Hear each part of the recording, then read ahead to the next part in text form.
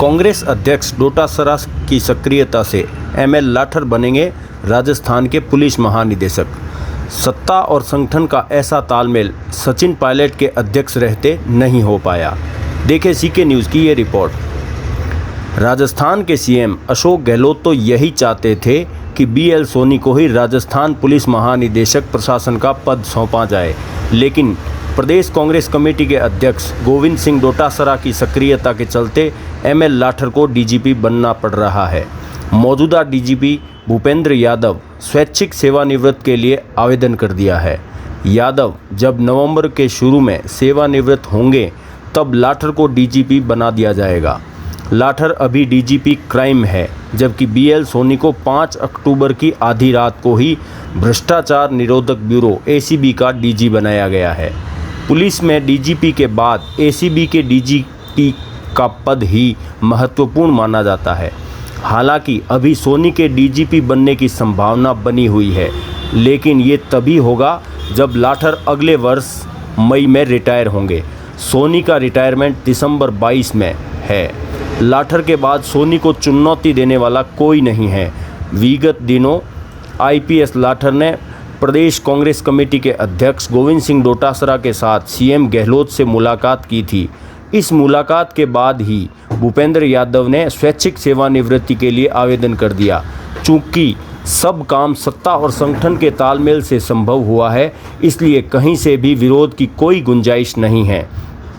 चर्चा व खबर तो ये भी है कि 9 माह पहले सेवानिवृत्ति लेने वाले भूपेंद्र यादव को भी मुख्य सूचना आयुक्त बनाकर खुश किया जा सकता है। सत्ता और संगठन में अभी जो तालमेल चल रहा है, उसका 10% तालमेल भी सचिन पायलट के प्रदेश अध्यक्ष पद पर रहते देखने को नहीं मिला। हालांकि अशोक गहलोत के नेतृत्व में कांग्रेस की सरकार बनने के बाद 1.5 वर्ष तक पायलट कांग्रेस के प्रदेशाध्यक्ष रहे, लेकिन पायलट को हमेशा यही शिकायत रही कि सरकार में भागीदारी नहीं हो रही है। पायलट के रुख के चलते सीएम गहलोत भी बड़े फैसले नहीं ले पा रहे थे। पायलट के हटाए जाने के बाद सीएम गहलोत अब प्रशासनिक और पुलिस अधिकारियों को अपने इशारों पर नचा रहे हैं। भूपेंद्र यादव से डीजीपी के पद से 9 माह पहले स्वैच्छिक सेवानिवृत्ति का आवेदन करवा दिया जाता है, तो डीबी गुप्ता को सेवानिवृत्ति से 2.5 माह पहले मुख्य सचिव के पद से हटा दिया जाता है। इतने बड़े फैसलों के बाद भी जयपुर से लेकर दिल्ली में 10 जनपद तक कोई खलबली नहीं होती है।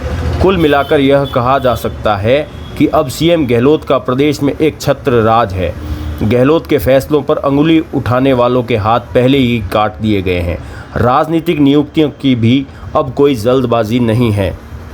बगैर नियुक्ति के ही सरकार और संगठन का काम चल रहा है। कांग्रेस के प्रदेशाध्यक्ष डोटासरा ने सत्ता और संगठन का भेद ही खत्म कर दिया है। जब संगठन की सक्रियता से डीजीपी बनाए जा रहे हैं, तो एक प्रदेशाध्यक्ष को और क्या चाहिए।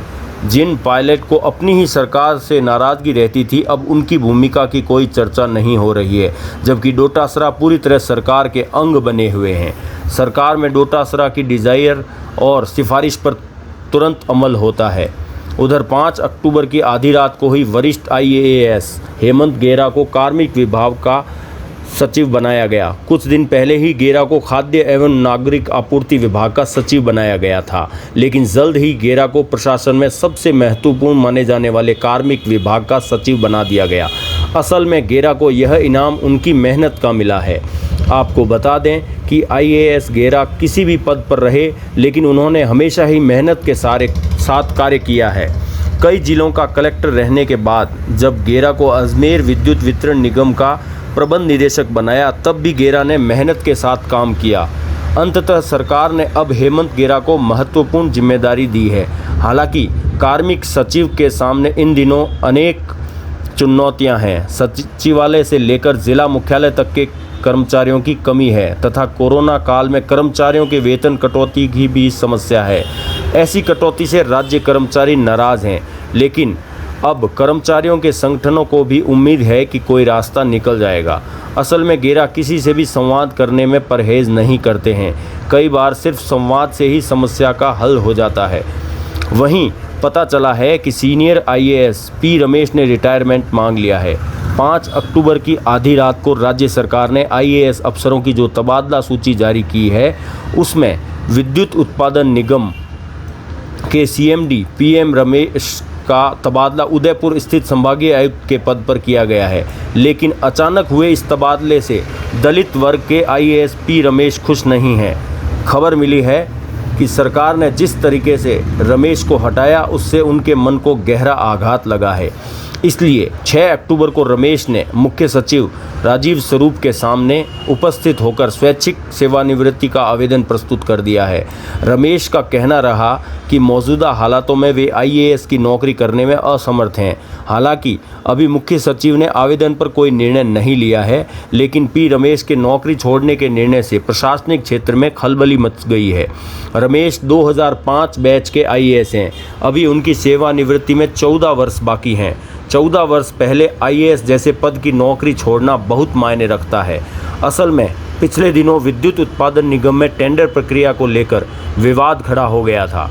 इस विवाद में सरकार ने जो रुख अपनाया उससे भी पी रमेश परेशान रहे थे। छोटीकाशी.com के लिए ब्यूरो रिपोर्ट सीके न्यूज़। आप देख रहे हैं छोटीकाशी.com। हमारे चैनल को सब्सक्राइब करें और बेल आइकन को प्रेस करें ताकि न्यू वीडियो की नोटिफिकेशन आप तक पहुंच सके।